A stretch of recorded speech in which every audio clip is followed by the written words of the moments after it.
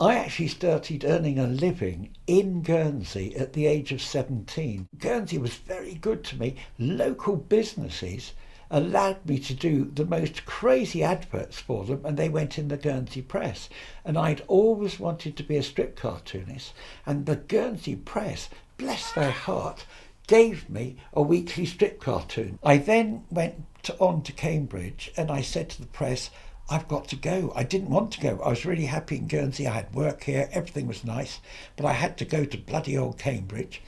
And they said, that's all right. Send us the strip by weekly post. And I did. But at Cambridge, I sent out lots of speculative strips. And one of them got picked up by this amazing man, Bob Guccione, who just started this very naughty magazine in those days called Penthouse. And I was in Penthouse number 3 with a dark Gothic story, all based on the north side here, the quarry at the north side. I walked out on the only job I'd ever had, proper job. Bob Guccione put me on a monthly retainer to create a new book based on Barbarella. And he also said, hey, there's this new film, 2001, you must go and see it. I went to see 2001, and that basically changed my life. It was the first time I'd been really aware of space and the lighting in space. And of course, the brightness of the light was fascinating. And I think that was because of my Guernsey experience with the light here, that it meant so much. And that basically started me in science fiction. And I was sent out to meet a couple of agents and an art director, and the agents who took me on was one of the biggest agencies in London, and the art director was one of the biggest science fiction publishers in London. They both had a meal, and they said, hey, this kid came in, he can draw anything, he can draw spaceships. And that really is when my career started. That painting is an amalgam of all my favourite elements locally. Up the road from us is Le Chouet, which now is this dreadful dump, this dreadful rubbish dump they built. That used to be the most beautiful quarry. And as a kid, I used to cycle up there from here and sit there for hours. And it was the most beautiful lake with this huge German tower dominating it. And it was like that for years. Then to my horror, they started pumping it out, and they turned it back into a quarry. And I still went there. And funny enough, those two vehicles are based on the fact that they had at the base of the quarry big quarry vehicles, and they were German. So you had the German tower at the top and the German vehicle at the bottom. So people who've seen it say that is a typical Chris Foss painting. It's got all the Chris Foss elements in it. It's got the robot, it's got the sea, it's got the German tower, it's got the spaceships, and that's exactly what it is. It's an amalgam of all my favourite subjects, really, and it's based on a painting. It started life, the robot started life as part of the front cover for the magazine for the Massachusetts Institute of Technology. It's picking up what we call the COVID head, because if you look, it's picking up this little skeletal head, strange head, and it looked a little bit like the COVID virus, so we called it the COVID head. Now, this is the definitive painting for an episode, a Black Mirror episode called Bandersnatch. And the writer and the director decided they wanted the hero of the Bandersnatch story to be reading a novel with a Chris Foss cover on the front. So they took me up to Ealing Studios, they installed me at Ealing Studios, and then at the exhibition you'll see there's quite a collection of initial roughs. So the director and I had very earnest conversations about exactly what it would look like. And he originally wanted, I think, the robot to be coming away from the building. I wanted the robot to go up towards the building, which was more meaningful. And the director said to me, oh, I prefer it coming away. And I said, you've hired me because you want a Chris Foss cover. He said, yes, that's absolutely right. I said, well, I'm afraid Chris Foss would paint the robot going to the building, and not coming from the building. And he said, fine, okay, we will do it like that. And it was a lovely job.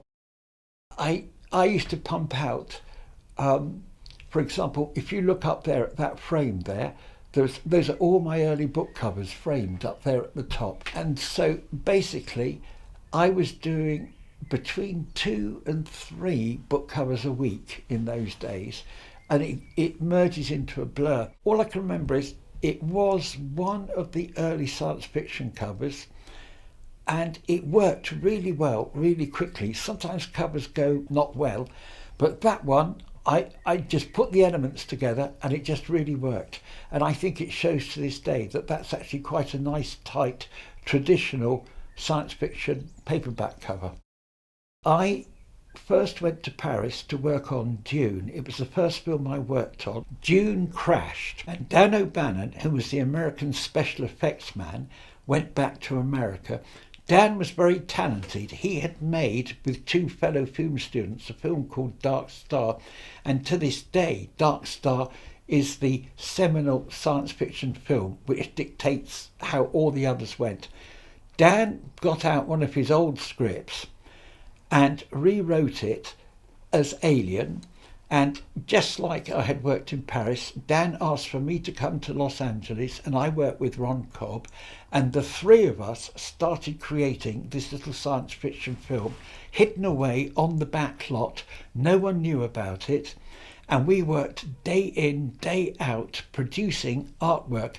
Dan wrote the script, Ron drew the figures and things, I did the hardware, and he relied on us to create images as he put in the script. And we had a big debate about how the film ended. The alien has eaten all the crew in the main ship, the Leviathan, I think we called it. And now it's only the Sigourney Weaver character and the alien who are survive. In the film they made, it's ridiculous, she's in a bubble. But in the one that Dan did, it's a big enough escape module that the alien can be in part of it. She, of course, escapes. And I think the Leviathan explodes and she's just relaxing. And that's when the alien, we had it, this door opened and the alien came through. And I was so proud of that picture. And at Fox, they had a special machine that did prints of large drawings. And that would have been the one that I made for me at Fox to bring back to England. The people making Guardians of the Galaxy contacted me because James Gunn, the director, was a great fan of my work, and he particularly liked my use of yellow, which was one of his favourite colours. So he specifically asked that I could be brought into the production up at Shepperton Studios. Well, the art director there had worked on lots of Marvel films, and his method of working was to hire these whiz kids, these superstars with lots of banks of computers, and they did everything generated on computers. I went up, I was given this wonderful big room, and I just had my pad and a few paint brushes.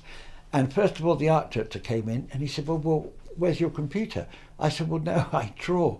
And he couldn't get his head around the fact that I was going to draw on paper with pens. And then all the superstar whiz kids came in and they all shook my hand and they said, Chris, you started us off. You know, you were our beginning.